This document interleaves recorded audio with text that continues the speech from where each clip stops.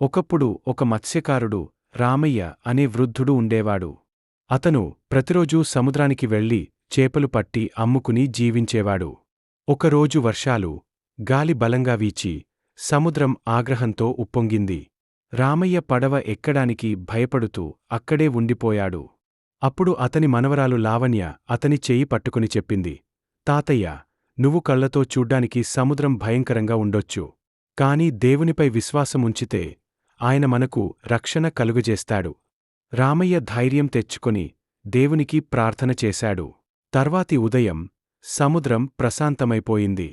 అతను చేపలు పడతానికి సముద్రానికి వెళ్లాడు. అంతకుముందెన్నడూ పట్టని చేపలు రామయ్యకి పడ్డాయి. అతను సంతోషంగా ఇంటికి వచ్చాడు. ఆ రోజు రామయ్య తన గ్రామానికి చెప్పిన సందేశం ఇదే: మనము చూచుటవలన కాక విశ్వాసముచేత నడుచుచున్నాము.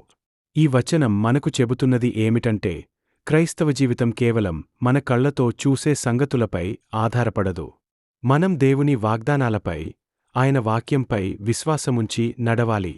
మనం చూడలేని విషయాలు కూడా ఆయన నియంత్రణలో ఉంటాయి. కాబట్టి విశ్వాసమే మనకు మార్గదర్శక కాంతి.